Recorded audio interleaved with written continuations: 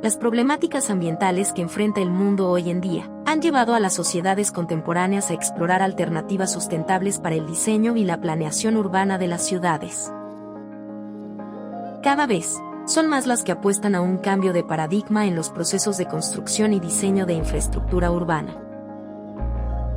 Así surgió lo que hoy conocemos como infraestructura azul y verde, que involucra el reconocimiento de las capacidades del espacio verde, como árboles y áreas verdes, y el agua, como ríos, quebradas, lagos, esteros y humedales.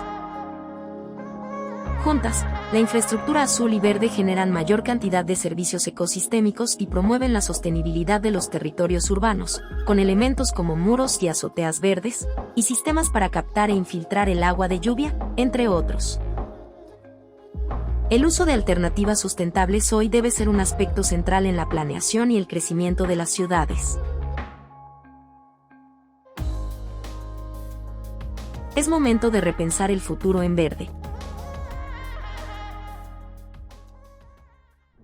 Juan Carlos Belaustegui Ríos, experto en economía del medio ambiente.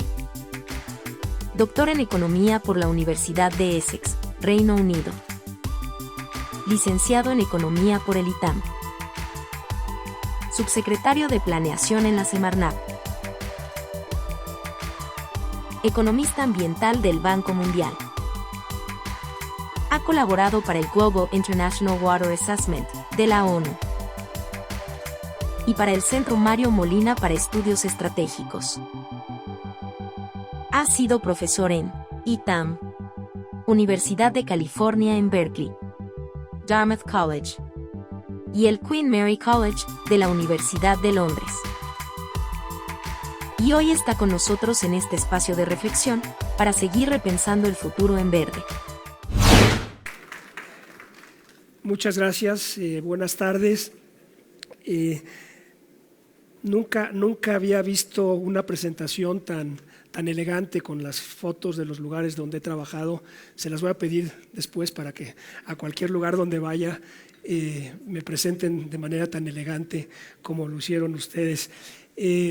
Muchísimas gracias otra vez por invitarme. De verdad que es para mí un gusto estar con ustedes aquí hoy, sobre todo teniendo en cuenta el objetivo que tienen ustedes en esta convención, y ojalá que lo que yo voy a decirles les interese, lo puedan incorporar en sus agendas, en sus marcos de pensamiento, porque lo que les vengo a decir es el estado del arte en la economía ambiental, en el manejo de los recursos naturales, en la mejor manera de conseguir la sostenibilidad para una comunidad, para una ciudad, para un país, para una región, para el mundo, ¿sí? Entonces, una advertencia. Yo he hecho, como se vio en la presentación, muchas cosas, pero ahora soy académico.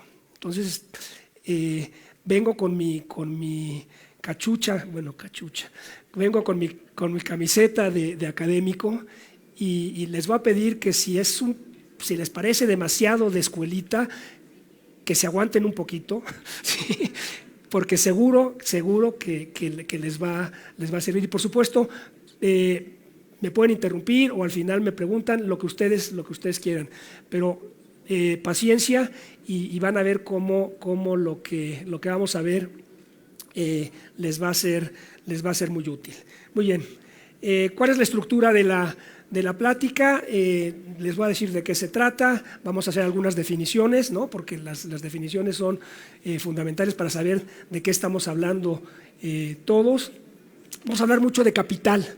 La naturaleza es mucho más que capital natural, pero en términos de lo que vamos a hablar ahora de sostenibilidad, nos interesa esa parte de la naturaleza que puede ser tomada como capital. Sí, a muchos biólogos, a mucha gente, sobre todo cuando empezábamos a hablar de capital natural en los 70s, en los 80s empecé yo mi carrera de economista ambiental, la gente decía, no, ¿cómo vas a considerar la naturaleza como capital? Pero ahora hasta la Conavio saca su libro de capital natural, que les recomiendo que busquen, ¿sí? Entonces, piensen en eso. La naturaleza es mucho más que capital. Ahorita vamos a definir qué es capital, pero para lo que vamos a hablar queremos ese subconjunto de atributos que tiene la naturaleza que pueden ser considerados como capital.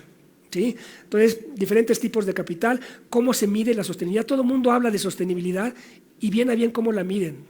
Todo el mundo se sabe la definición de la Comisión Brundtland, ¿no? De cumplir con las necesidades de la presente generación sin afectar las del siguiente, pero eso ¿cómo lo miden? Después de un año de actividad económica en el país, somos más o menos, es la economía mexicana más o menos sostenible que al principio del año. Entonces vamos a ver cómo se puede medir la sostenibilidad. Luego vamos a hablar de finanzas y sostenibilidad, que es un tema de la mayor importancia y que está teniendo un gran desarrollo. Y finalmente daremos algunas conclusiones y daremos espacio para preguntas. Muy bien, entonces, objetivos. Quiero mostrarles cómo el bienestar sostenido de una sociedad, y esto, el adjetivo sostenible es muy importante. Se puede lograr bienestar en 2 o 3 años gastándose lo que se tenga que gastar, que haya acumulado la sociedad, o explotando recursos que serían mejor, que te serían más valiosos si se explotaran de una manera más sostenida, ¿verdad? Pero el punto es que cómo logramos bienestar de manera permanente, ¿verdad? En el tiempo para una sociedad, y que eso depende de los activos, de los diferentes tipos de capital, que son capital producido, o sea, las máquinas, los edificios, las carreteras, ¿sí? El capital humano, ¿sí? La fuerza de la capacidad de trabajar de las personas, el capital natural y el capital social, ¿no? El capital social es muy importante, ahorita lo vamos a ver. Luego, mostrarle la importancia que tiene integrar consideraciones financieras y consideraciones de sostenibilidad. Las finanzas, o sea, el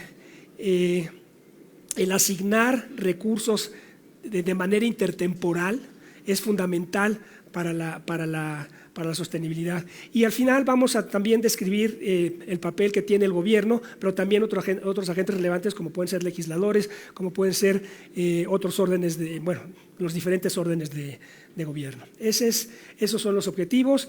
Y entonces empezamos con definiciones. Primera definición, crecimiento, ¿sí? ¿Qué es el crecimiento? El crecimiento es incremento en el ingreso per cápita.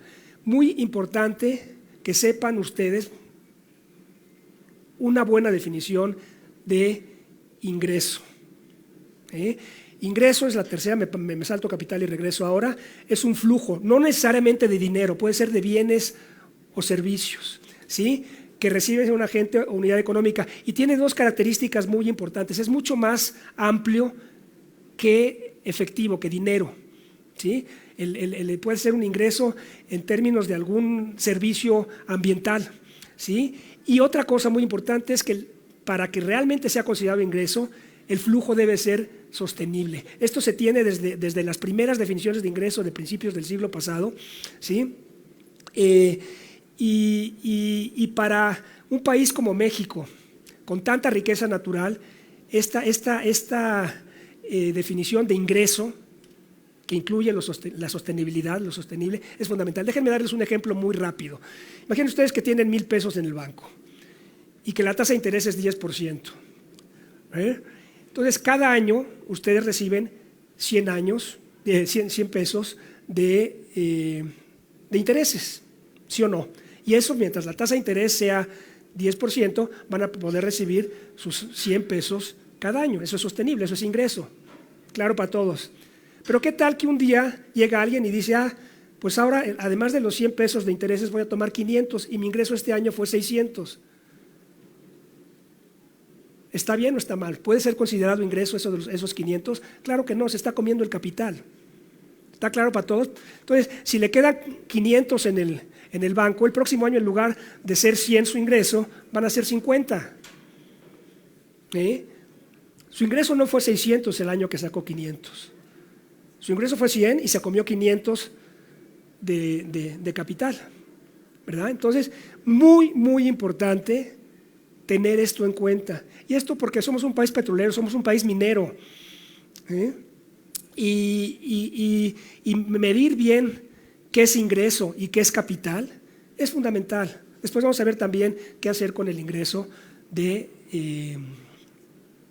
recursos no renovables. Muy bien, dudas de esto, regresamos a capital. Capital son activos capaces de generar ingreso.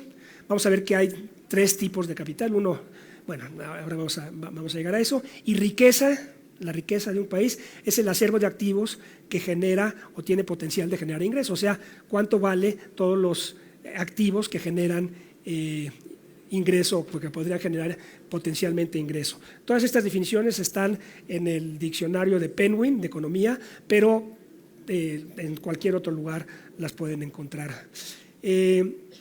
Conceptos importantes. Si ya quedamos en que el capital genera ingresos, entonces el crecimiento puede ser visto como un proceso de manejo de estos diferentes tipos de capital. ¿Sí? Cómo hacemos cómo cuidamos el capital natural, cómo lo conservamos, cómo hacemos que crezca el capital humano, cómo hacemos que crezca el capital físico, cómo conservamos el capital social y lo fortalecemos, ¿verdad? Entonces, el crecimiento económico puede ser visto como esto, como un manejo de estos 3 tipos de capital. El capital humano y el capital social se juntan en algo que se llama capital intangible, por eso estoy hablando de 3 tipos. Si quieren ustedes pueden decir 4, es capital físico, capital humano, capital social, estos 2 son intangibles, y capital natural, ¿sí? Muy bien, algunos activos no son renovables, pero sus ingresos pueden ser transformados en otro tipo de capital si se invierten juiciosamente. No hay minas o no hay pozos petroleros sostenibles. O sea, se tienen que explotar bien esa riqueza y hacerlo con mínimo impacto ambiental y atendiendo a la seguridad industrial y a todo lo que ustedes saben. Pero ¿qué hacen con esos ingresos? Si se están comiendo el capital, o sea, si esos ingresos los usaran, como es el caso de México, para financiar el gasto público, eso no es sostenible. Pero ¿qué tal que hacemos como Noruega? Que los ingresos del petróleo los ponen en un fondo y ese fondo tiene una lista muy clarita de en qué se puede invertir. ¿Y en qué se puede invertir? Pues en ampliar las otras formas de capital, ¿verdad? De tal manera que sí estamos reduciendo la base del capital natural, pero estamos aumentando, ya sea porque si estamos financiando universidades, escuelas, etcétera, el capital humano, ¿verdad? O el capital físico, ¿verdad?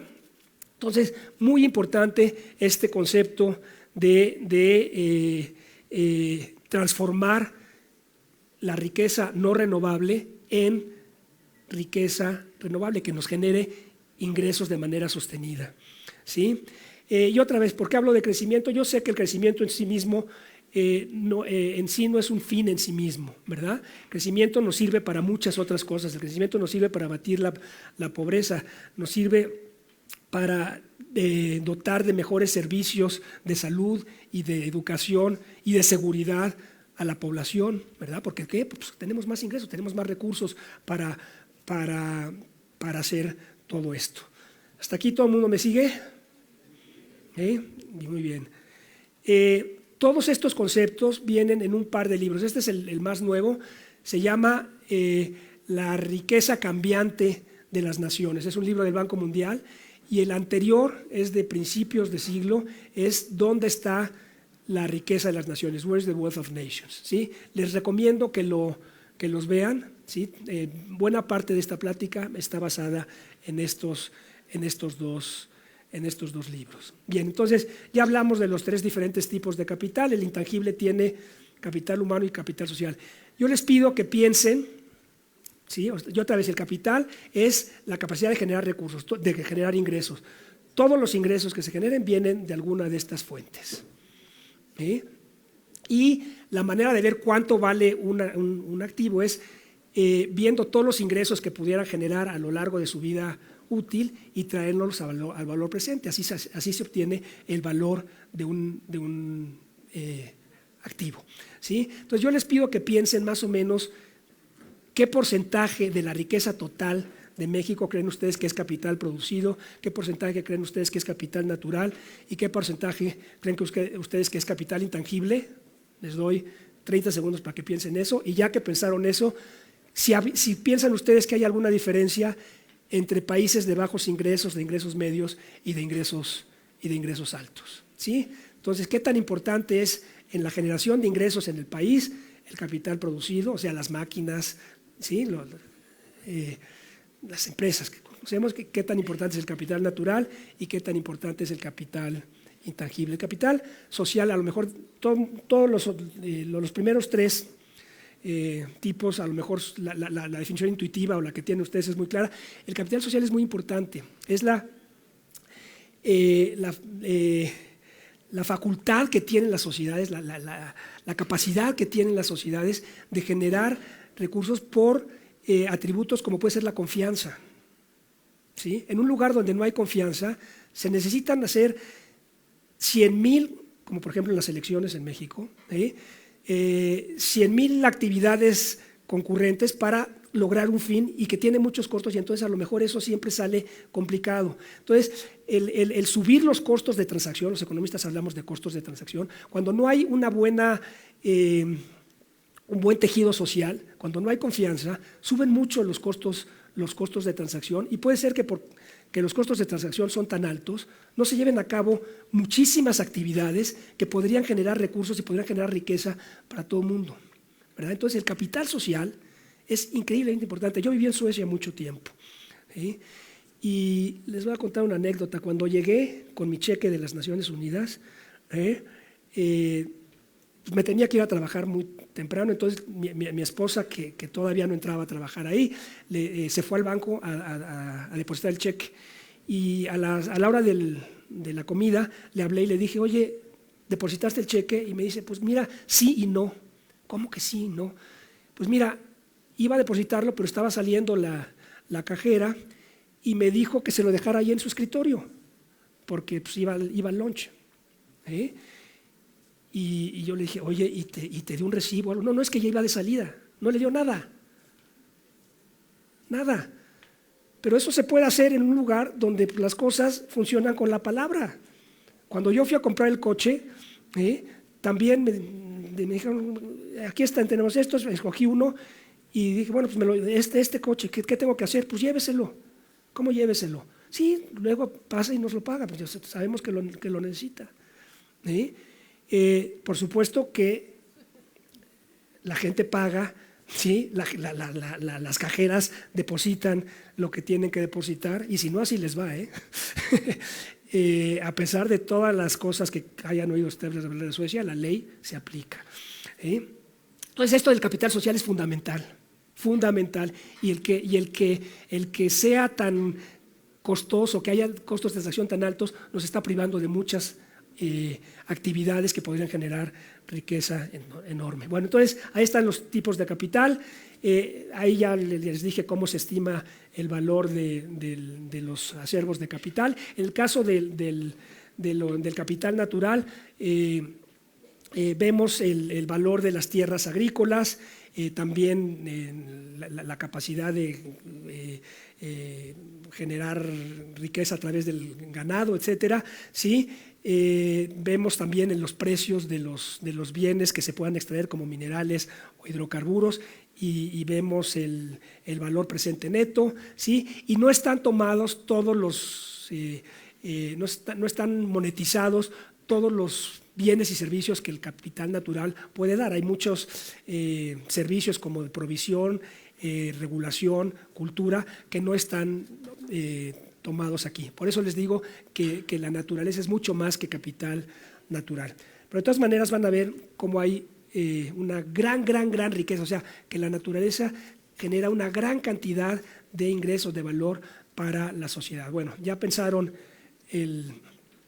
lo que les dije, ahí está un cuadro que resume esto. Las columnas son capital natural, capital producido, capital intangible. Les recuerdo que capital intangible tiene la rama de capital social y la rama de capital humano. Son porcentajes de la riqueza total, o sea que si ustedes ven y en los renglones están países de ingreso bajo, países de ingreso medio, países de ingreso alto, promedio mundial y México. ¿Sí? Por supuesto que el renglón, la última columna, es el total y es 100% porque es porcentaje de cada una de estas formas de capital dentro de la riqueza total. ¿Sí? Entonces, vean el cuadrito y vean qué hay de interesante y ahorita yo les digo qué me parece a mí interesante. Pero primero les pido que ustedes vean el cuadrito y que piensen qué hay ahí de interesante. Fíjense en la columna de capital intangible. Para todos los países es la más alta. O sea, el capital humano y el capital social es la fuente de ingresos más alta para cualquier tipo de país. ¿Sí?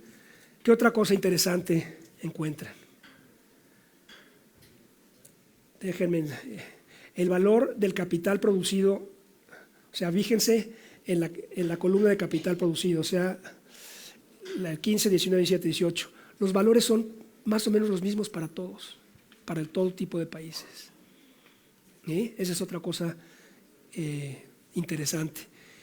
Y la última cosa interesante es que mientras menor sea el ingreso per cápita, mayor es el valor relativo del capital natural. ¿Sí? O sea, para países de alto ingreso, el capital natural representa el 2% dentro de la riqueza total, ¿verdad? Para países de ingresos medios, el 13% y países de ingreso bajo, 26%. ¿Me siguen hasta aquí? ¿Sí? Muy bien. Bueno, esto es lo que acabamos de ver. Ahora, ¿cómo medimos la sostenibilidad? Otra vez, tenemos acervos de capital y por esos acervos de capital generamos ingreso, ¿verdad?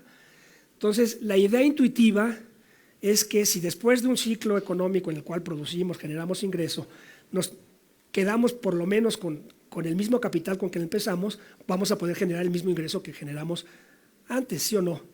Pero por el contrario, si después de un año, ¿sí?, tenemos menos capital de lo que teníamos cuando empezamos, pues no vamos a poder generar el mismo ingreso que generamos. ¿Se entiende la idea intuitiva? ¿Sí? Bueno, pues ahí vienen tres formas de medir la sostenibilidad. La que les acabo de decir es sostenibilidad débil. ¿Por qué le llamamos sostenibilidad débil? Yo les dije el acervo de capital, hablando de los diferentes tipos de capital, ¿no? Y suponiendo que podemos ponerle valor a cada uno de los acervos, al capital natural, al capital físico y al capital humano y social, o sea, al intangible, sumamos los valores, ¿sí? Y si al final del ejercicio tenemos el mismo valor, ¿sí?, quiere decir que en el siguiente ejercicio vamos a poder generar el mismo ingreso. Pero esto es suponiendo que el capital natural, que necesariamente si explotamos algún recurso no renovable, ese capital natural bajó, entonces algún otro tiene que haber subido. Entonces, la definición que yo les di ahorita del valor, de que el valor total de los capitales, de la suma de todos los acervos de capital no baja, ¿sí?, está suponiendo que se puede sustituir un tipo de capital por otro. Entonces, a ese tipo de sostenibilidad, esa definición se le conoce como sostenibilidad débil. Hay mucha gente que dice, bueno, mucha gente, yo creo que cualquiera dice, que hay ciertas, sobre todo cuando el capital natural es muy reducido, ¿sí?, que ya no se puede sustituir por otro tipo de capital, ¿no? Entonces, por eso hay quien dice que no, que la sostenibilidad se tiene que medir viendo que el valor del capital natural no disminuya, que si estamos usando recursos no renovables, que los ingresos de esos recursos renovables se tengan que usar nada más para aumentar las otras formas de capital natural. ¿Sí? Entonces, esa es la sostenibilidad fuerte. Y luego esto de la sostenibilidad ambiental se refiere a recursos muy particulares, por ejemplo, en una pesquería, que se pueda pescar el mismo volumen consistentemente. ¿Sí? Pero es el mismo volumen, no el mismo valor, el mismo volumen. ¿Sí? O sea, que la pesca sea en volumen la misma. Entonces, son 3 definiciones de sostenibilidad. Vamos a ver aquí la definición de sostenibilidad débil y ver cómo se ve México, los números que tiene México a ese respecto. Entonces, no tengo marcador, pero les puedo, en la columna de la izquierda es la riqueza, o sea, los 3 tipos de capital, ¿no? Hasta abajo está el capital intangible, luego el capital producido y arriba es el capital natural. Y del otro lado está la producción y el consumo, o sea, con los activos que tenemos, producimos, y qué flujos hay de la columna de la izquierda a la columna de derecha. Bueno, pues hay insumos para producir y insumos para que se transforman en consumo, pero eso implica en la parte del capital natural, eso que dice depletion es agotamiento, ¿verdad? Al usar el capital natural para producir se agota, ¿sí? Al usar el capital producido se deprecia, ¿verdad? Pero hay también usos que no necesariamente implican depreciación o agotamiento. Entonces, esas son las flechas de un lado. Y del otro lado, una vez que se producen los bienes y servicios, ¿qué va hacia el capital natural? Va la contaminación, ¿verdad? Va la contaminación tanto de la producción como del consumo, que son las flechas grises que van de la segunda columna al capital natural, ¿no? Entonces, la contaminación y el agotamiento son maneras de afectar el capital natural. El capital natural baja en su valor porque se agota, en el caso de los no renovables, o porque se degrada, ¿sí? En el caso de los renovables, pero si tenemos un río que está contaminado, pues ya no lo podemos usar para irrigar campos, ¿no? o para algunos un uso recreativo o cultural. ¿Está claro? ¿Sí? Muy bien. Entonces, concepto de ahorro genuino, aquí está la clave, ¿sí? Ahorro es ingreso, o sea, lo que se produjo, menos el consumo, o sea, lo que nos queda, ¿qué hacemos con eso? Eso es el ahorro, ¿sí? Pero ese es el ahorro bruto, pero, y es el que se considera en las cuentas nacionales. Si ustedes ven las cuentas del INEGI, este es el ahorro bruto, o sea, el ingreso menos el consumo.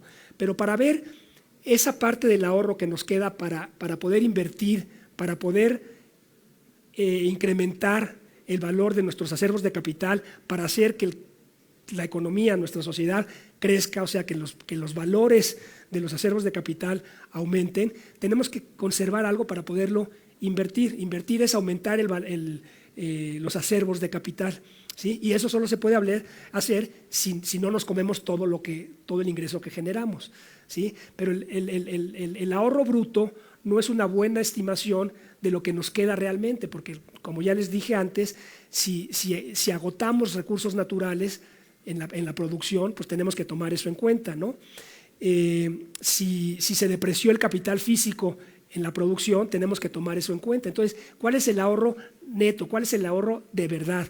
En inglés le llaman genuine savings o adjusted net savings. Entonces, la fórmula, ¿sí? Y esto todo está en el libro que les dije y viene país por país, del ahorro genuino es el ahorro bruto, o sea, lo que nos queda del ingreso menos lo que consumimos, pero eso le tenemos que quitar la depreciación del capital, o sea, las máquinas que usamos para producir coches y para producir lo que hayamos producido se deprecian, ¿sí? Entonces eso lo tenemos que quitar para ver el ahorro genuino. Le suman el gasto en educación, ¿por qué? Porque el gasto en educación se supone que aumenta el capital humano. Ahora, tiene que ser gasto en educación juicioso, No cualquier gasto en educación aumenta el capital humano, pero vamos a poner que el gasto en educación en bruto, ¿sí? Le quitamos el agotamiento de los recursos naturales y la degradación la miden en el Banco Mundial, en este caso simplemente por los daños por la contaminación de CO2 y de partículas. Que entre paréntesis, perdón que de repente voy a dar algunos comerciales, si yo les preguntara cuál es el problema ambiental que más daño causa a la salud en México, ¿qué me dirían ustedes? No quiero exhibir a nadie. Bueno, pues es la contaminación del aire. ¿Saben cuántas muertes prematuras al año hay en México, país, por la contaminación del aire? Yo les digo, más de 1,000 muertes al año, más de 5,000, más de 10,000, hay 40,000 muertes prematuras al año en México, y no es una estimación de Greenpeace, es una estimación científica porque resulta que la mayor parte, 38,000 más o menos, se deben a muertes prematuras por partículas, y las partículas hay una cosa que se llama funciones dosis-respuesta, que las partículas, si sabemos cuál es la presencia de partículas en un ambiente, ¿sí? Y sabemos las características de la población que está expuesta a esa situación, sabemos con 98% de probabilidad cuántas enfermedades va a haber y cuántas muertes prematuras va a haber, ¿sí? Y eso es 40,000 muertes prematuras en México por eso es lo más importante de todo. Si ustedes ven, es otro comercial, las cuentas verdes del INEGI, las tendrían que consultar ustedes, son muy importantes. Ahí vienen los costos por degradación y los costos por agotamiento. Por mucho lo van a ver ustedes, y eso que INEGI le pone un valor a la vida estadística bastante más bajo de lo que debería de ser, porque 40,000 muertes con una estimación razonable de una vida estadística es como 10 veces más de lo que pone el INEGI. Bueno, vean las cuentas verdes. Bien, entonces el ahorro genuino es lo que realmente nos queda de ingreso para poderlo invertir en las diferentes formas de capital. Si la tasa de ahorro genuino fuera negativa, eso querría decir que nos comimos parte del capital y que en el próximo ejercicio no podríamos generar el mismo ingreso. ¿Sí me siguen?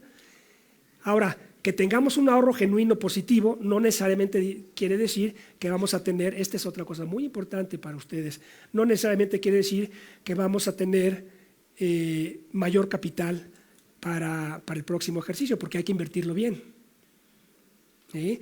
Y el capital se puede invertir muy mal, ¿sí? Puede haber carreteras que no van a ningún lado, pero que abren espacios naturales de gran valor, y que el valor económico que se pueda obtener de allá, bueno, lo económico, el valor de los bienes en el mercado que se pueda obtener de eso es muy, muy, muy inferior al daño que se está causando a la naturaleza. Lo pueden poner con carreteras, con lo que ustedes quieran. Entonces, la inversión tiene que ser sensata, no basta con tener un ahorro genuino positivo, la inversión tiene que ser sensata. Muy bien, aquí está esto gráficamente, lo que les acabo de decir. La primera columna, la que está más a la izquierda, es el ahorro bruto. Todo esto es el camino para llegar al ahorro genuino. Al ahorro bruto le quitamos la depreciación del capital físico, le sumamos el gasto en educación, porque eso aumenta el capital humano, le quitamos el agotamiento de recursos naturales, le quitamos los daños por contaminación, ¿sí? Así es como tenemos el ahorro genuino. Son dos países, bueno, es un país en 2002 y en 2005. El país en el 2005 que está ahí descubrió grandes yacimientos de gas natural, y entonces, según sus cuentas, pues contabilizó como ingreso lo que en realidad eran agotamiento de recursos naturales y también tuvo una parte de degradación, ¿no? Que son las de la mera derecha, ¿no? Entonces, hay que estar muy atentos a que cuando se tienen descubrimientos de recursos naturales, ahora por eso es que vamos a tener también más petróleo, pues saber que esa parte de petróleo es agotamiento de recursos naturales que tendría que usarse para aumentar otros tipos de capital. Muy bien. Así se ve el ahorro genuino, la trayectoria del ahorro genuino de México. Estamos ahora en un valor como de 3.5% del PIB, que es bajísimo, bajísimo. México necesita un ahorro genuino mucho más alto para resolver sus problemas de pobreza y todo lo que sabemos que tiene el país, no solo pobreza, problemas con la educación, problemas con la salud, problemas con la seguridad, todo eso necesita recursos. Y con un ahorro genuino de 3.5 es bajísimo. Ahí está China. China tiene alrededor de 15%, 16%. Y aquí hay, en América Latina y el Caribe, estamos por abajo del promedio de América Latina y el Caribe.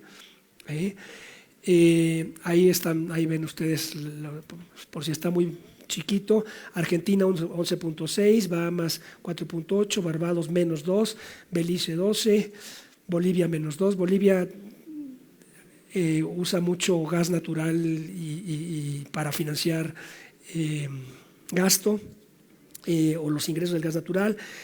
Chile menos 3.7, Colombia 1.6, bueno, ahí tienen ustedes varios y ahí está unas comparaciones regionales, el promedio, los países que más crecen evidentemente pues son por los que tienen más ahorro genuino y están el este de Asia, Pacífico, el sur de Asia, ¿verdad?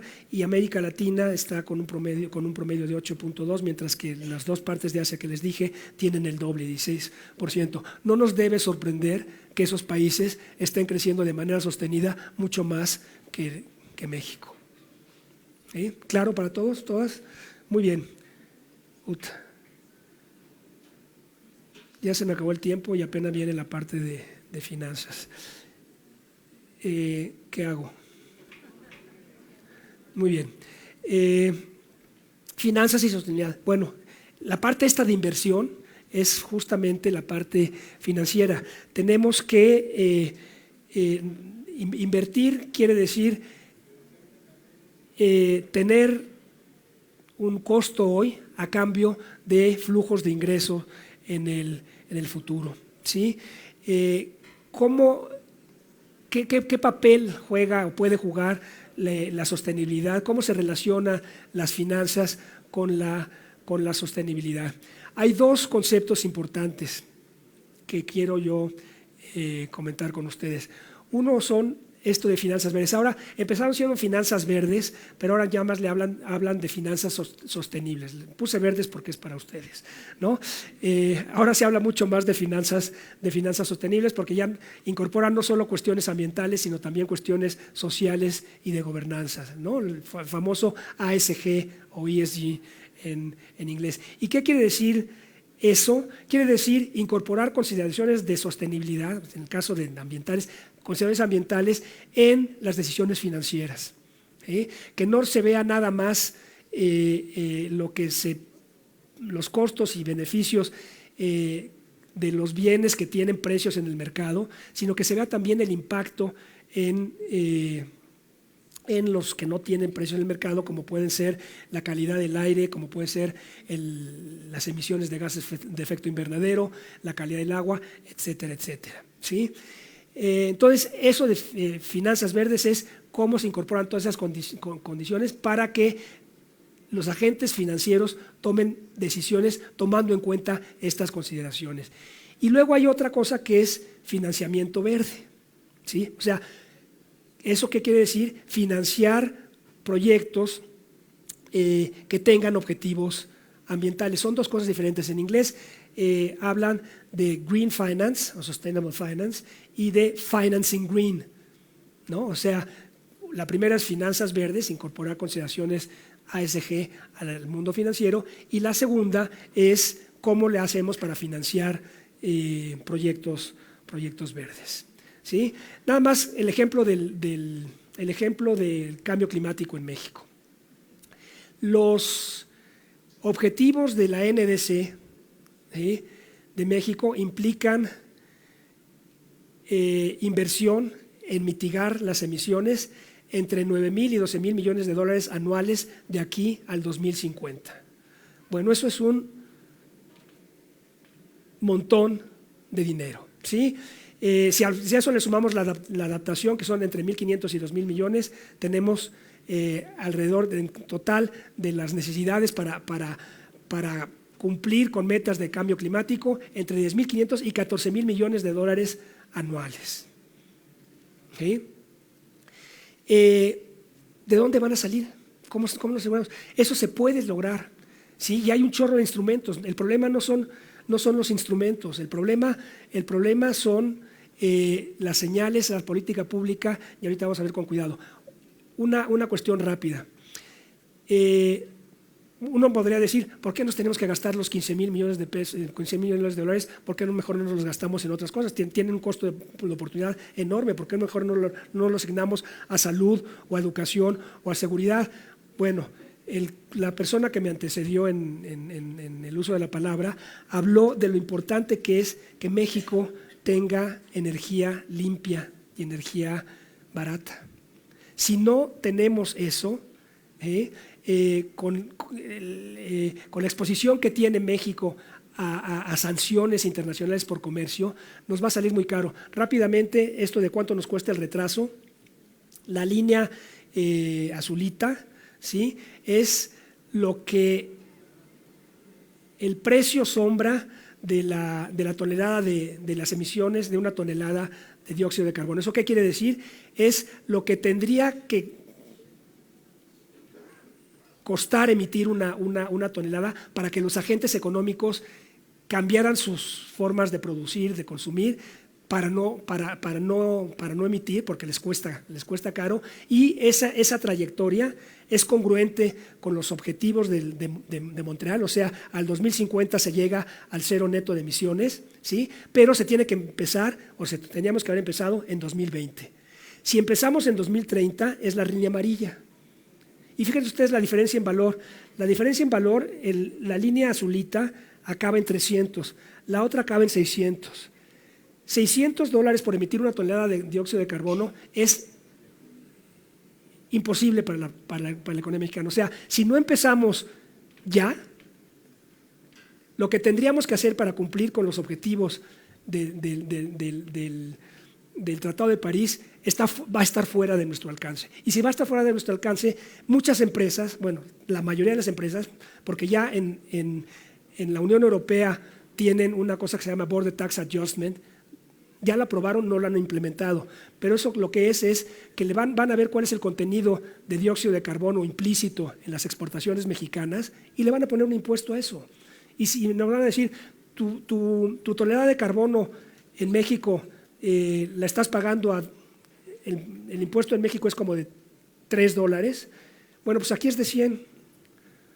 ¿Sí? Te pongo impuestos por $97 por la tonelada implícita en tu Y la tonelada implícita quiere decir no solo las emisiones que salen de tu chimenea, sino de la luz, de las emisiones de la energía que se usó para producir lo que produces y las emisiones que se usaron para producir todos los insumos que tú usaste para producir esto.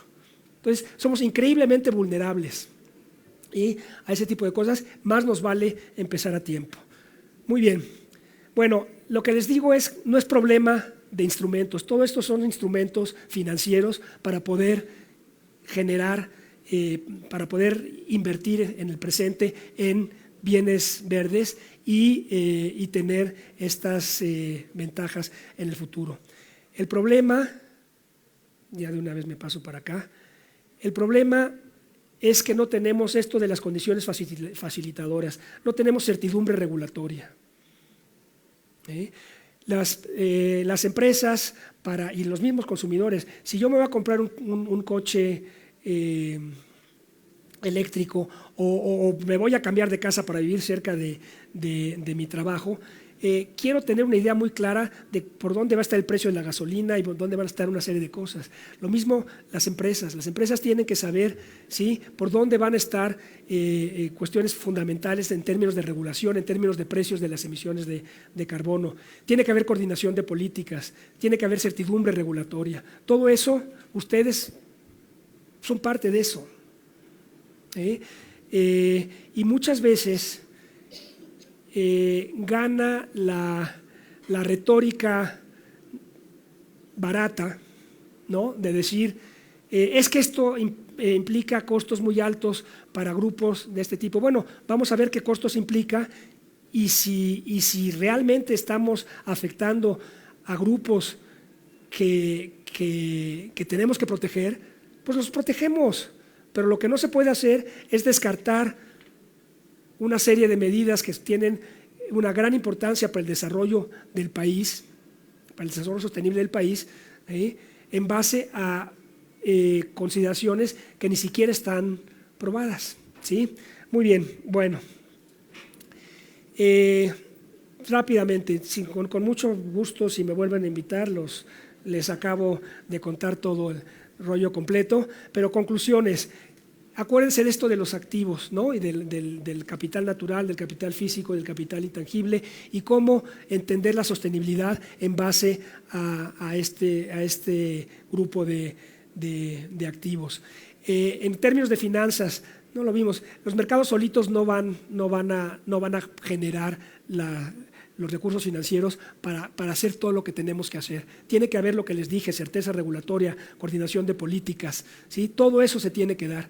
Los mercados solitos, a pesar de que hay muchísimo esfuerzo de la comunidad internacional porque las empresas divulguen sus riesgos ambientales, porque las empresas divulguen sus riesgos climáticos, etcétera, no va a ser suficiente. Tiene que haber acción regulatoria inteligente, y eso depende de todos, pero en particular de ustedes, ¿sí? La importancia de la inversión pública.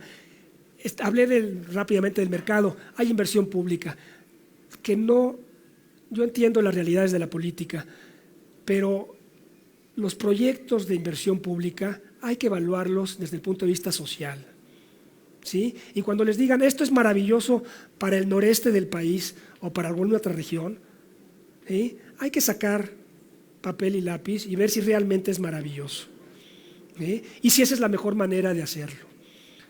Y eso sí está en sus manos. Preguntar. Yo renuncié a un grupo a una cosa, ¿sí?, porque se venían haciendo las evaluaciones y se dejó de hacerlas. Y nos pidieron aprobar proyectos. Bien, entonces esto de la inversión pública es fundamental para la sostenibilidad, para el bienestar de la gente. Muy bien, bueno, pues un gran placer estar con ustedes, les deseo lo mejor y con mucho gusto en otra ocasión. Muchísimas gracias, doctor. Gracias. ¿Todavía va a haber unas preguntas? Ay, claro. ¿Sí? Yo creí que ya tenemos, no había. ¿no? Desafortunadamente tenemos tiempo para pocas preguntas, pero tenemos tiempo para 2 preguntas. Y recuerden que si todavía se quedan con más dudas, no duden en arrobarnos y en taguearnos en nuestras redes sociales, @PartidoVerdeMex. Vamos con la primera pregunta. Adelante. Adelante. Bueno. Juan Carlos, ¿qué tal? ¿Cómo Qué estás? gusto. Gusto verte por acá. Mi Mi pregunta va en este sentido. Si tuvieras que calificar en qué medida México está logrando armonizar desarrollo económico con sostenibilidad ambiental, digamos en una escala del 0 al 10, ¿cómo nos ubicarías? ¿Y cuál crees que sea el principal reto desde el punto de vista de política pública, instrumentos de política, instituciones y presupuestos para poder lograr una mejor armonización de estos dos aspectos? La palabra esta que usaste al final, la armonización, es fundamental, la coordinación de políticas. Creo que México tiene un gran potencial. México tiene muchísima gente talentosa, que ha generado información para que se armonicen las políticas públicas y se tomen en cuenta los aspectos ambientales, sociales en las decisiones, por ejemplo, de la Secretaría de Agricultura o de los encargados de la política agropecuaria o de energía, etcétera. Entonces, yo creo que el potencial que se puede lograr un 7, un 8 con calificación de 10, ¿verdad? Sí. Un 7, un 8 muy rápidamente, muy rápidamente. Por supuesto, no, se puede lograr un 7, un 8. Por supuesto que pasar del 1 al 2 es relativamente fácil, pasar del 8 al 9 es más difícil, del 9 al 10 es mucho más difícil, ¿no? Entonces, yo creo que estamos en un 5 o en un 6. Los 40,000 muertos por muertes prematuras, por contaminación, la sobreexplotación de prácticamente cualquier acuífero donde hay asentamientos importantes y hay agricultura, o sea, todos esos están sobreexplotados. Tenemos 600 en total, 300 no están sobreexplotados, pero no hay actividad económica ahí. En términos de nuestros compromisos climáticos, les recomiendo que vean Climate Action Tracker, que hacen esto solo para cuestiones climáticas y ahí nos reprueban miserablemente.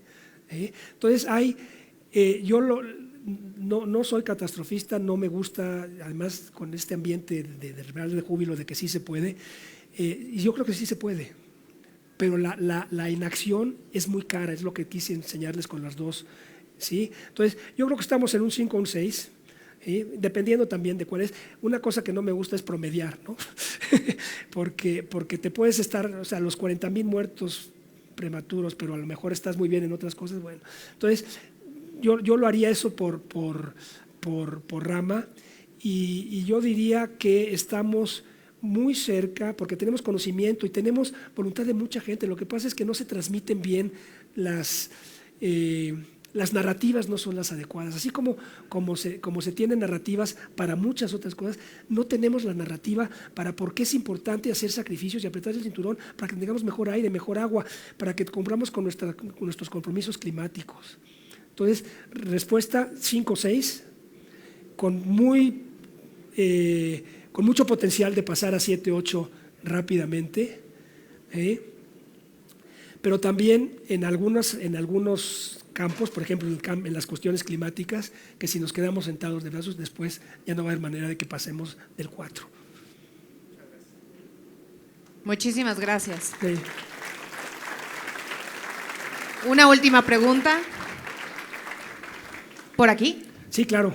Buenas tardes, Gerardo Fernández de Guanajuato. Gerardo, mucho gusto. Hoy Hoy juega el León. Y terminando de aquí nos vamos para allá. En términos de desarrollo sostenible, ¿cuáles son los principales retos que tenemos en el país? Y sobre todo con su conocimiento y experiencia, ¿cuáles son las políticas y acciones que podemos implementar de manera prioritaria para atender estos retos de manera eficiente?